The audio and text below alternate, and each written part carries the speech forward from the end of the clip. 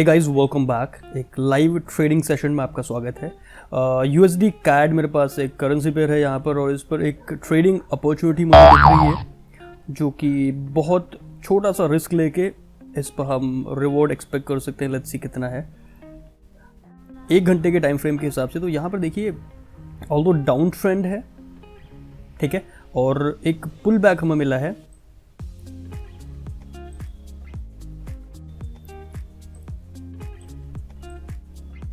और buying pressure उतना खास हमें नज़र नहीं आ रहा है यहाँ पर, देख सकते हैं आप, लेकिन जो सेलर्स हैं वो बहुत हावी थे।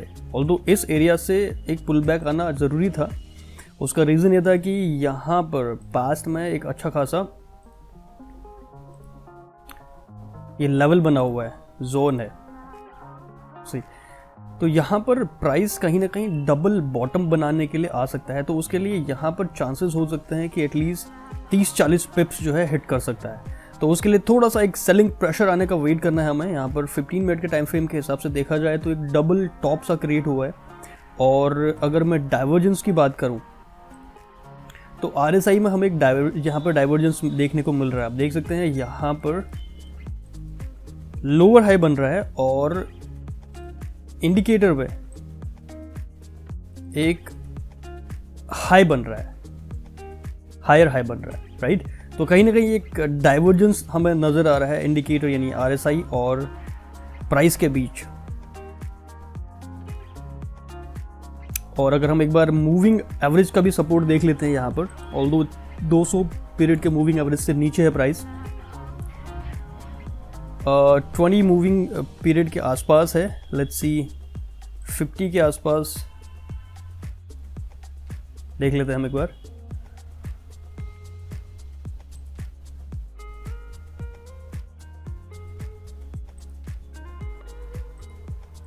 जी हाँ, 50 के मूविंग एवरेज से इसको जो है एक रिजेक्शन दिख रहा है।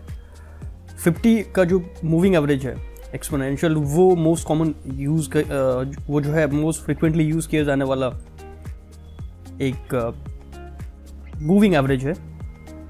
और यहाँ पर एक छोटा सा एक बैरिश पुश की हमें ज़रूरत है। जैसे एक सेलिंग प्रेशर देखने को मिलता है, एक कैंडल मिलती है जिसमें हमें सेलिंग प्रेशर देखने को मिलता है, तो हम यहाँ पर एंट्री ले लेंगे, ठीक है। फिलहाल हम थोड़ा सा वेट करते हैं। लेट्स सी यहाँ पर अगर ये एंटर होने का कोई भी क्लू देता है तो will just pull out trigger.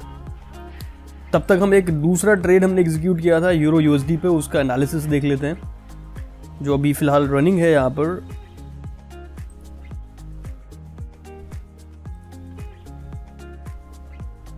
This one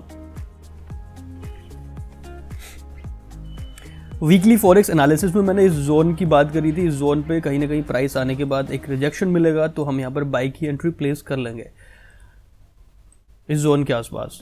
और यहाँ से हमें बाइंग प्रेशर दिखा है तो देन हमने यहाँ पर एंट्री बना ली थी। अब ये ज़रूरी नहीं है कि प्राइस यहाँ से लिफ्ट करेगा सीधे, ऑल्दो आप देख सकते हैं 1 घंटे के टाइम फ्रेम में हमें लॉन्ग विक रिजेक्शन देखने को मिली है। मतलब ये बाइंग प्रेशर यहाँ से इंडिकेट कर रहा है। लेट्स सी इसमें या तो एक डबल यहाँ पर बॉटम वाली सिचुएशन होगी। इसमें हमारा स्टॉप लॉस बहुत दूर है फिलहाल। स्टॉप लॉस हमारा है लगभग 19 पाउंड का, और इसमें हमारा टारगेट हमने बहुत बड़ा एक्सपेक्ट किया है अगर ये पॉसिबल रहा तो। ऑल्दो अगर थोड़ा सा और ऊपर आने पर हम इसको ब्रेक इवन पे लेके आ जाएंगे अपने स्टॉप लॉस को, जैसे ही इनफैक्ट अगर इस लेवल तक भी हिट करता है प्राइस तो हमारा जो स्टॉप लॉस है वो ब्रेक इवन पर आ जाएगा, ठीक है। और स्टिल इसको हम इतना बड़ा रखेंगे नहीं कि इसको थोड़ा टाइट कर लेते हैं हम। That will be somewhere here, लगभग $9 के आसपास है। जब हमने एंट्री बनाई थी उस टाइम पर कहीं ना कहीं वॉलेटिलिटी बहुत ज़्यादा थी, देन हमने ये थोड़ा सा दूर रखा था। और इसके बदले आप देख सकते हैं प्रॉफिट टारगेट हमने बहुत बड़ा रखा है। अब यहाँ पर 129 पाउंड का प्रॉफिट टारगेट है। अगर ये एक बुलिश मोमेंटम दिखता है हमें तो हम यहाँ तक इसको एक्सटेंड कर सकते हैं, और उसके लिए हमें वेट करना पड़ेगा। और यहाँ पर इस जोन का, इस लेवल का ब्रेक होने का वेट करना पड़ेगा। ये जो रेड जोन दिख रहा है आपको, ये अगर ब्रेक हो जाता है तो मोस्ट लाइकली अगले 3-4 दिनों में ये प्राइस हमारा प्रॉफिट टारगेट हिट कर सकता है।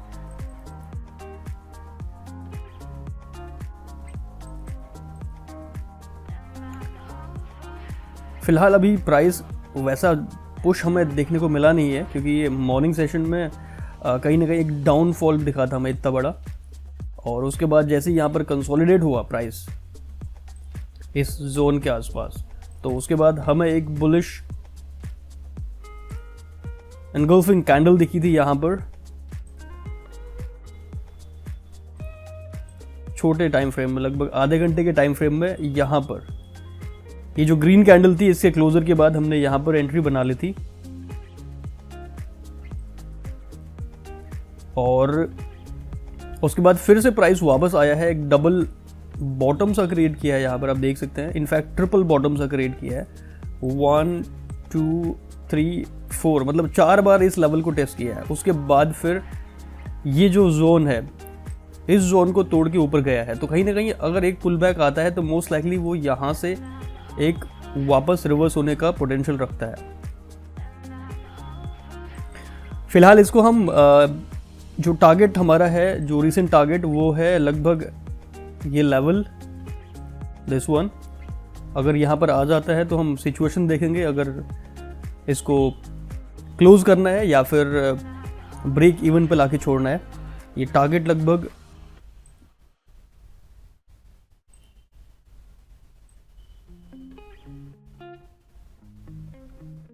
लगभग 40 पिप्स के आसपास टारगेट है पहला, और स्टॉप लॉस के लिए हम अब थोड़ा नज़दीक आ चुके हैं, क्योंकि वॉलेटिलिटी के हिसाब से उस टाइम पर हमने स्टॉप लॉस थोड़ा बड़ा रखा था।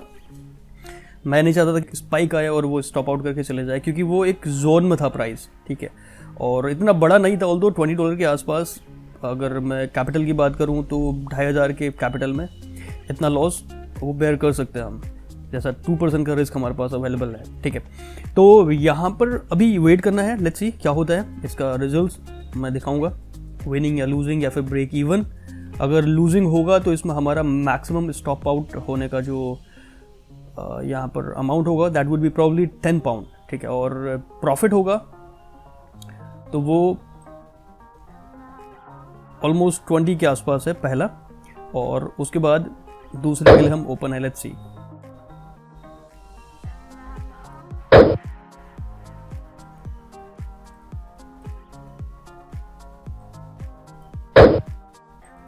एक बार फिर से कैड वाला जो पेयर है उसको देखते हैं हम, यूएसडी कैड। 15 मिनट्स के हिसाब से, ऑल्दो अभी वॉल्यूम इतना सही लग नहीं रहा है मुझे मार्केट में।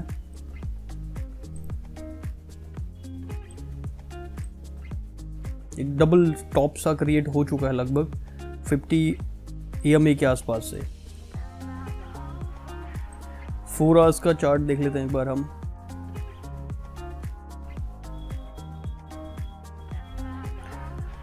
डाइवर्जेंस आपको क्लू देता है, लेकिन लेट्स सी 4 आवर्स में भी एक अच्छा खासा, वैसे आप देख सकते हैं इनडिसीजन कैंडल फॉर्म हुआ है। उसके बाद फिर अगला कैंडल वो बेरिश बन सकता है, लेकिन उसके लिए भी हमें एक चीज़ और ध्यान में रखनी पड़ेगी, वो ये कि यहाँ पर हमें 4 आवर्स में एक बुलिश एनगल्फिंग कैंडल फॉर्म होता हुआ नजर आया था। तो कुल मिला के अभी वैसा सेलिंग प्रेशर हमें दिखा नहीं है जैसा कि हमें एक ट्रेड में इन होने के लिए चाहिए होता है।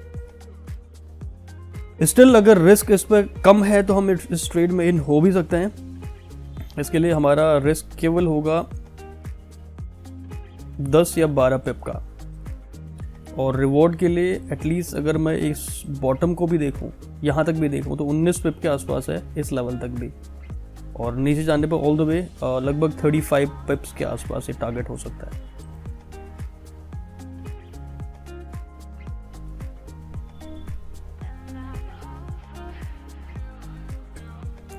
Let's see.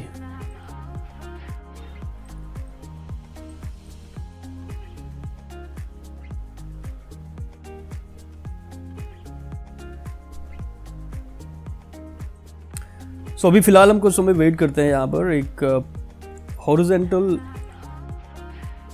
चैनल सा यहाँ पर फॉर्म हुआ है छोटे टाइम फ्रेम में, 15 मिनट के टाइम फ्रेम में, इस तरह का। तो इसको ब्रेकआउट का वेट करते हैं हम। अगर ये डाउन ट्रेंड की तरफ, यानी डाउनवर्ड अगर ये ब्रेक हो जाता है तो यहाँ पर हम एंट्री ले लेंगे इस पे, इस एरिया पे।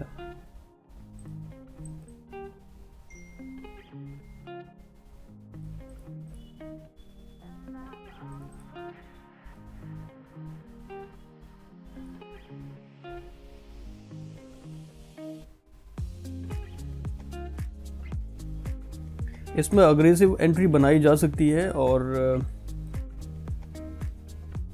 सी मंडे का दिन है और इतना ज़्यादा वॉल्यूम यहाँ पर नज़र नहीं आ रहा है। यूरो यूएसडी में ऐसा कोई भी पुश हमें मिला नहीं अभी तक। अभी भी आप देख सकते हैं सेलिंग प्रेशर है, स्ट्रॉन्ग सेलिंग प्रेशर है, क्योंकि ट्रेंड की बात करें ना अगर बड़े ट्रेंड की, तो यूरो यूएसडी है डाउन ट्रेंड में, और वहाँ पर हम जो ट्रेड एग्जीक्यूट करने की बातें कर रहे हैं वो है अक्रॉस द ट्रेंड। क्यों? क्योंकि हमें एक पैटर्न मिला है, वो कुछ इस तरह का है।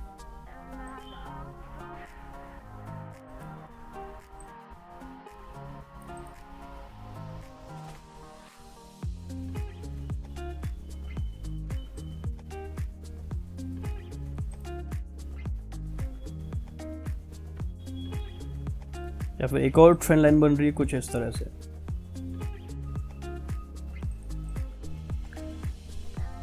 तो कहीं ना कहीं एक ब्रेकआउट मिला हमें अप साइड, तो यहाँ पर इसलिए बाई की एंट्री हमने बना ली। ऑल द वे अप जाएगा ये, लेकिन अब इसमें कितना ऊपर जाएगा लेट्स सी, क्योंकि ट्रेंड के खिलाफ जब भी हम जाते हैं तो उस ट्रेड में विन होने के चांसेस बहुत कम हो जाते हैं। लेकिन जब भी विन होता है ट्रेड तो वो अच्छा खासा रिस्क टू रिवॉर्ड देके जाता है। जैसा इस ट्रेड में ही देखिए, केवल $10 के रिस्क में लगभग 129 पाउंड का जो है 10 पाउंड के रिस्क में हमने 129 पाउंड का रिवॉर्ड सेट करने की कोशिश करी है। तो ये है पोटेंशियल अगर आप रिवर्सल ट्रेड को जो है विन करते हैं तो। लेकिन चांसेस कम होते हैं, प्रोबेबिलिटी जो है कम होती है ट्रेंड के। अगर आप अगेंस्ट जाएंगे तो विनिंग के जो विनिंग परसेंटेज है वो कहीं ना कहीं कम होता है। तो इस सिचुएशन में आपको रिस्क टू रिवॉर्ड अपना बहुत बेहतरीन लेके चलना पड़ता है। जब भी आपके विनिंग ट्रेड कम होते हैं तो वहाँ पर जो है आपका जो रिस्क टू रिवॉर्ड है वही केवल प्रॉफिटेबल एज में लेकर आ सकता है। तो जब भी ऐसी सिचुएशन आती है तो वहाँ पर आपका रिस्क टू रिवॉर्ड अच्छा खासा होना चाहिए। 1:2 जो है वो टारगेट बहुत कम हो जाता है रिवर्सल में, क्योंकि वहाँ पर एटलीस्ट आप 1:3 या फिर उससे ज़्यादा रख सकते हैं, सो दैट आपके जो लॉसेज हैं वो कवर हो सके, क्योंकि आपको आफ्टर ऑल विनिंग ट्रेड से ही लॉसेज जो है वो चुकाने हैं। लेट्स सी एक बार फिर से कैड यूएसडी कैड का क्या हाल है वो देख लेते हैं हम। और एक और ट्रेडिंग अपॉर्चुनिटी हमें दिख रही थी वो है यूरो जेपीवाई में। अभी थोड़ा सा दूर है ये और एक बेहतरीन सेटअप बन सकता है इस एरिया में। आप देख सकते हैं मार्केट बहुत perfectly higher highs and higher lows बना रही है। 1 घंटे का चार्ट है ये, एक सॉलिड, आप देख सकते हैं बिल्कुल पिक्चर ड्रॉन यहाँ पर जैसा होता है ना वैसी इमेज बन रही है।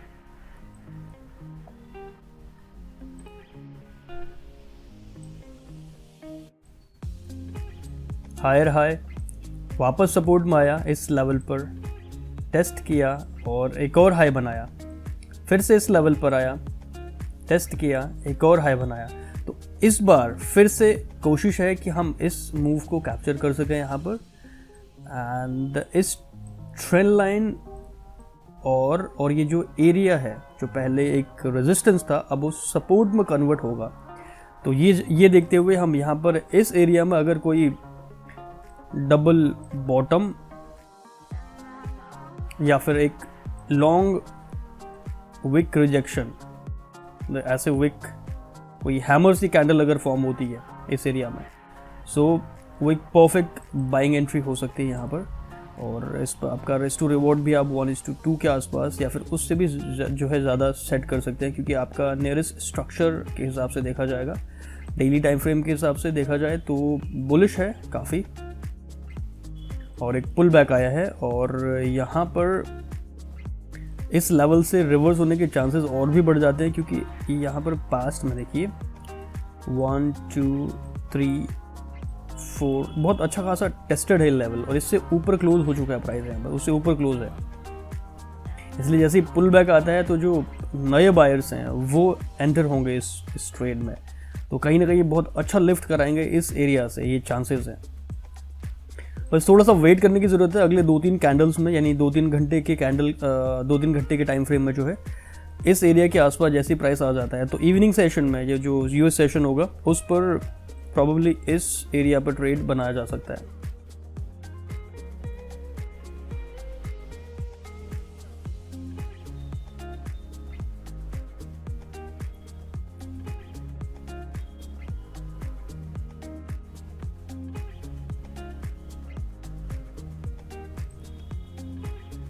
सो आई एम जस्ट वेटिंग कि इस एरिया पे अगर प्राइस आता है तो यहाँ पर हम एक एंट्री बनाएंगे।